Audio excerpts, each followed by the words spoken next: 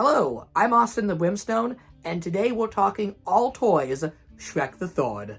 This is part 3 of my Shrek Toy History series. In previous episodes, we looked at the toy lines for the first 2 Shrek films, so do check those out if you haven't. But today, we're moving on to Shrek the Third, which had a pretty interesting toy line from MGA Entertainment.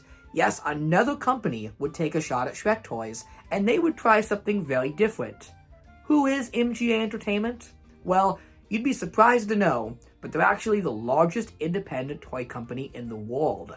Their CEO, Isaac Larian, this guy is a bit of a genius. He invented the Bratz doll and beat Mattel at their own game. And even today, MGA is a massive player in the toy industry. They make the LOL surprise dolls, rainbow high dolls. Pretty much any doll you pick up that isn't a Barbie, chances are it's made by MGA. So why would they want the Shrek license? Well, they wanted to position Shrek in a bold new direction, and as you can see, this line was definitely aimed at younger kids and girls. That's not necessarily a bad thing, and some of these toys are pretty interesting. These toys will primarily ship to Toys R Us, who became the place for Shrek toys. These photos I'm showing here are from the Shrek the Third toy launch party on Times Square at that big beautiful Toys R Us they used to have. Hey, that Shrek statue looks awfully familiar. Where did we see that? That's the Shrek statue from McFarlane Toys' original Shrek booth at Toy Fair 2001. So, after Toy Fair, they must have just wheeled that statue down to Toys R Us down the street. So I mentioned these toys being very different, and they are, but first we have to talk about the action figures. Despite MGA not being an action figure company, they're a doll company by all means, they did continue the now long-running line of 6-inch Shrek action figures. The packaging these came in is really nice. It's like a big emblem, a big crest, playing into that royal theming of Shrek the Third. The Third, of course, being Shrek's, royal title. The whole movie played up this royalty angle that Shrek was gonna inherit the title of king. Now, whether the movie did that successfully or not is really up for debate, but the products definitely conveyed that message successfully. I love the colors here. We have the orange from Shrek 2 mixed with a royal purple. This royal purple not only fits that theme, but also kind of pays tribute to the original Shrek figures, where purple was the color. So Shrek 1, all purple, Shrek 2, all orange, Shrek the Third, a nice mix of the colors. I also just really love the packaging design on these. You can definitely tell when a Shrek product is from Shrek the Third because of its regal and royal design. Even the action figures themselves play into this royal theming. They have these goofy names like Shrek the Ogre. This is Shrek the Brave, which is just Shrek in his knight armor from the first film. We have Puss and Donkey, the dueling duo. And my favorite, Prince Charming the Vain. He literally has a royal title, the Vain, which is very fitting for Charming. And yeah, we actually get a Charming figure this time around. So we only got those 4 releases. Technically it's 5 figures since Puss and Donkey came packaged as one, but they do fill in some holes from that Hasbro Shrek 2 line. If you'll recall, that line was missing a villain.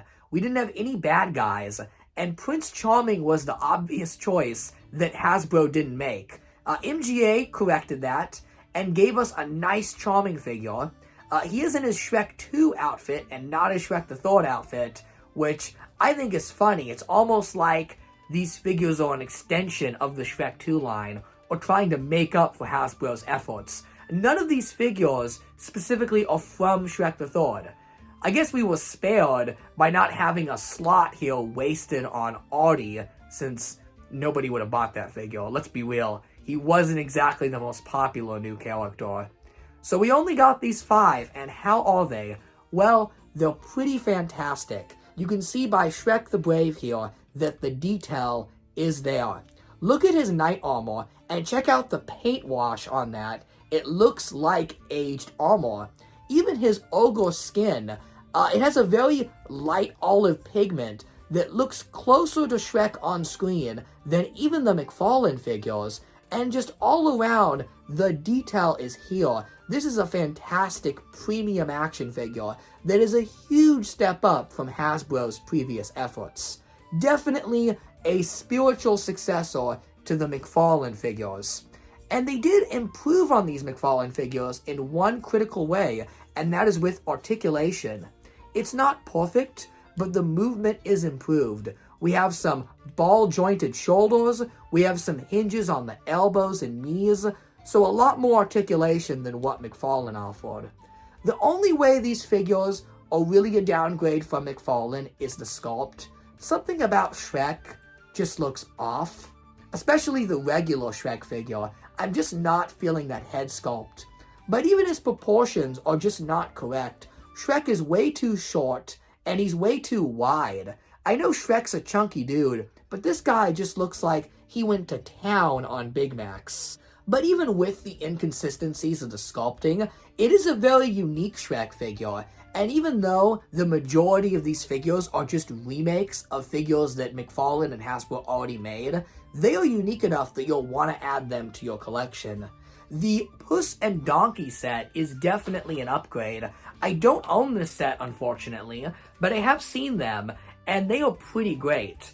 Donkey stands on all four of his legs this time, unlike that McFarlane figure, which required him to be always stuck to a base to stand. And Puss in Boots is a huge upgrade from that, let's be honest, horrible figure from Hasbro. Long gone is the terrible action feature and awkward sculpt. This is a nicely posed, dueling Puss in Boots. He's a little small, but he is to scale with Shrek and Donkey.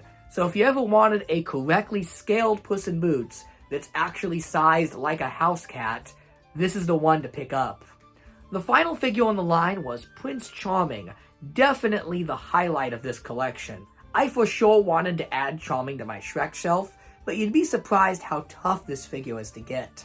I was actually able to find a prototype version of this figure for cheaper than the regular release. How funny is that? So, he's not painted, but this prototype does give us a nice opportunity to see the richness in MGA's sculpting. I think it's interesting that all of the MGA Shrek products were really stylized, except for these figures. These figures are very realistic and look just like the CGI models. Charming definitely has that uncanny valley look to his human face that is so perfect for the character. He just looks like Charming. And if you want your own unpainted set of these, you don't have to get prototypes. MGA actually offered chase versions of the four figures. Yes, one in so many of these figures would be cast in silver chrome plastic, so kind of like a shiny trophy version of the character. These are also pretty tough to come by. These four figures are a little tough to find, but they're definitely worth it and make for a worthy successor to the McFarlane and Hasbro lines. However, MGA's heart and soul is not in action figures. They were a doll company first and foremost, and they were going to prove that with their Shrek dolls.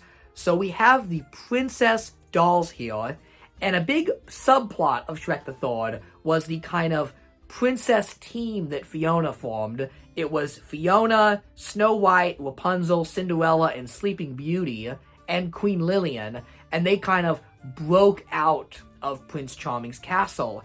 And we did get these in doll form. We got dolls of all the princesses, except for Queen Lillian.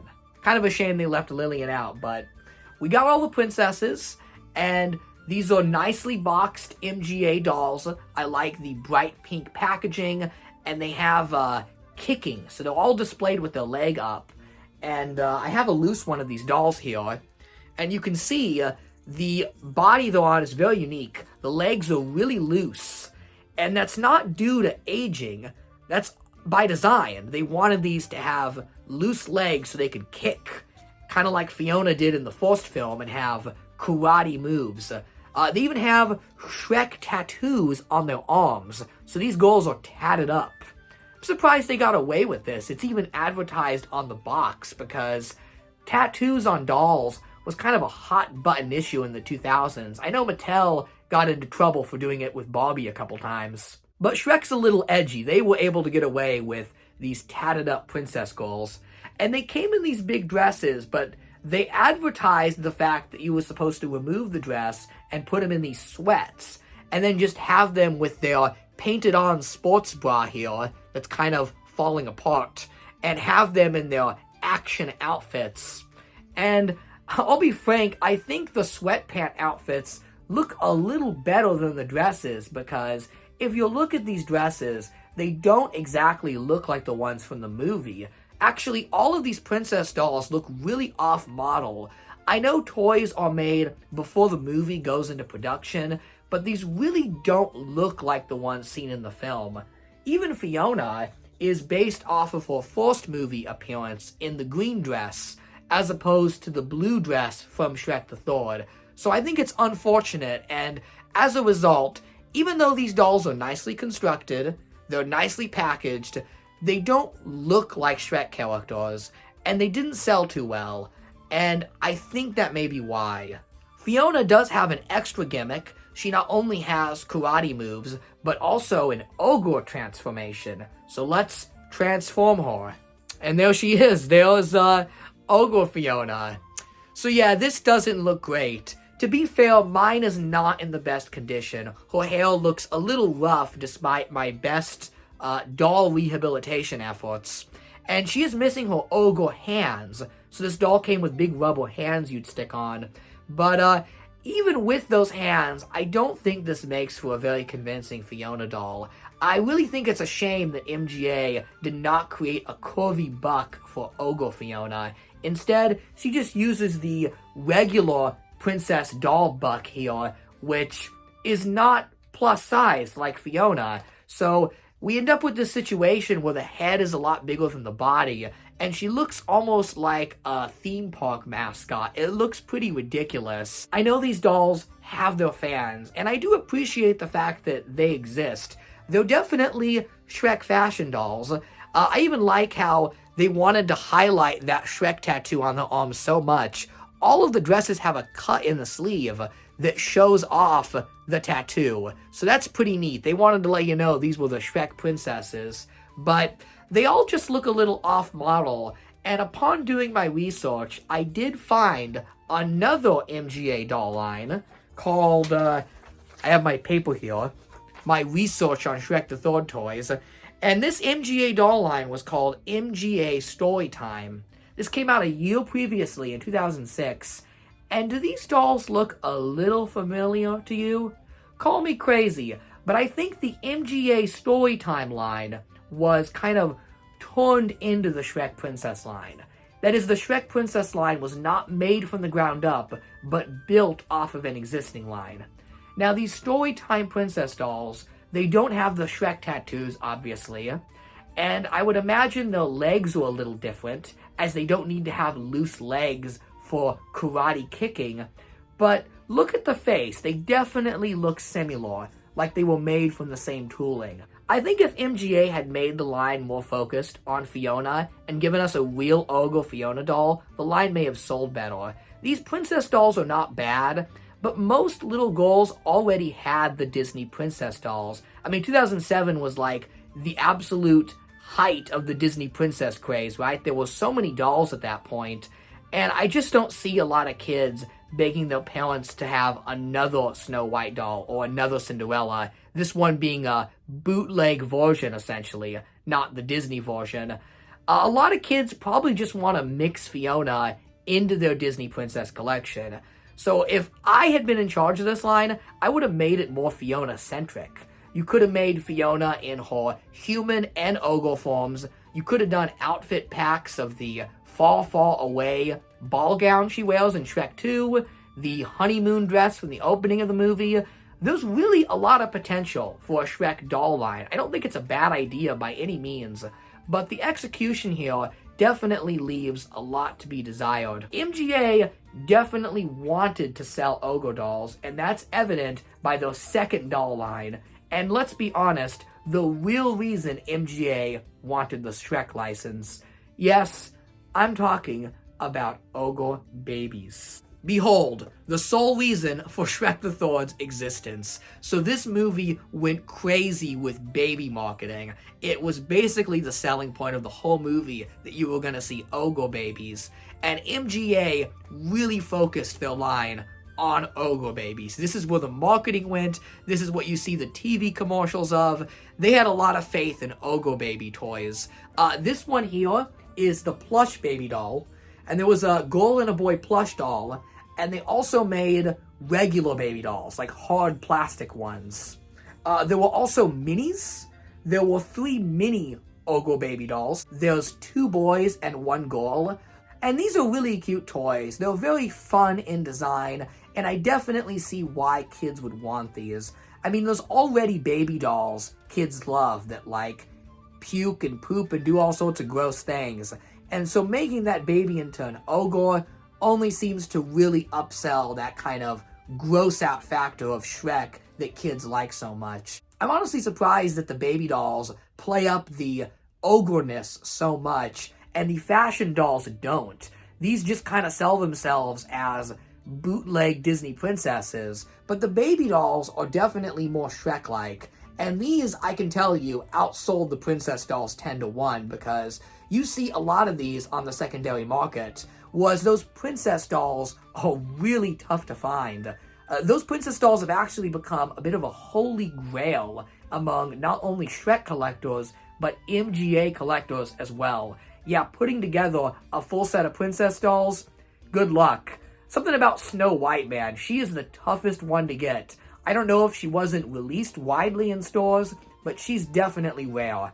However, those were not the only dolls MGA made, as they had a big plush focus. There were actually a lot of Shrek the Third MGA plush, and they're very stylized, but they're stylized in a way that works. I'm not a huge fan of taking these detailed characters and shrinking them down to such simple forms.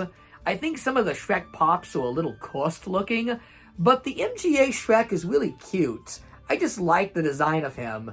And Puss in Boots doing the puppy dog eyes was just ripe for MGA's cuteness. This is one that totally works. And this is actually one of my favorite Puss in Boots dolls. I really like this one. So MGA definitely made some fun Shrek plush. These are worth adding to your collection for sure. And finally, there's one more MGA Shrek doll I've yet to talk about. And it was the inevitable. It was the one you knew was going to happen. Yes, I'm talking about the Bratz Shrek crossover doll. Yep, Bratz girl Yasmin got a special edition Shrek doll where she's head to toe in Y2K Shrek gear. If that isn't awesome enough, she even came with a Shrek Ogre headband, so you could become an ogre. And I like this doll so much more than the other stuff. Not only does it play into the ogreness of Shrek, but it's a fun crossover that plays into MGA's strength, and that's dolls. This is a really nicely made doll, and I don't have her. This has probably become the most desirable piece of Shrek the Third merch. This is a doll everyone wants. Good luck finding one of these, but she's definitely worth it if you can find one, as this is a great doll. I think it's a shame that Yasmin was the only Bratz girl to become an ogre. I would have loved a full line of the Bratz characters as Shrek characters. I actually think that would have been a much better doll line than the princess line. But what are you gonna do? And finally, to close it out, we have what I'm kind of all grouping together as the games category. Like Hasbro, MGA went big on board games for Shrek. But unlike Hasbro, these are not cheap paper games. These are really, really nice board games. So there's the memory game, and the pieces of this memory game are awesome. They're little Shrek figures. And they must have known these game pieces were awesome because they sold them on their own. So you can buy the Shrek memory game, which comes with all of these amazing figures. We even get King Harold as a frog. Or you can buy the Fairy Tale Friends figure sets. And these Fairy Tale Friends sets are literally just board game pieces packaged as figures. But they're cool pieces, so I'm okay with that. We also got the Mr. Mouth Shrek game. This is a remake of an 80s board game called Mr. Mouth, but themed to Shrek. And it's gorgeously sculpted. It's a big Shrek head in the center with logs coming out the side of him, and it just has such a nice toy quality to it. I love the sculpting that went into this. We have Stretch Shrek, so another remake of a classic 70s and 80s toy. Nice big Shrek you can stretch. And finally we have Shrek Bowling. I love this set so much. Each pin is themed to a character, and on the tip of the pin we get a unique head sculpt for each Shrek character. How cool is that? Even the bowling mat that it comes with is adorable and features Shrek and Fiona in bowling shorts. I totally love this set. It's so charming and it's so fun. And fun is the word that best describes the MGA Shrek line. It wasn't nearly as large or ambitious as the Hasbro line for Shrek 2, but at the same time, it wasn't as corporate. It was independent, just like that first Shrek toy line. And like the McFarlane line, you can see a lot of love was poured into the design work. The toys are fun. They're very toyetic in quality. These are without a doubt toys aimed at kids. And we did get some nice collector-focused figures too, so there's a little bit of balance there. But the majority of the line was very cutesy and very doll-like, and I think it gave us a Shrek line that was different. Even if it didn't work and these toys didn't sell too well, MGA did not keep the Shrek license for the fourth film. They dropped it. They did give us a very unique line. Admit it, nobody else was going to give us Shrek fashion dolls and baby dolls. Only MGA would have done that, and only they would have done it with such care and such precision. Even if the final product is a weird hodgepodge of plush, baby dolls, detailed action figures, and even princess fashion dolls, I am thankful for MGA for committing and going all out with this line.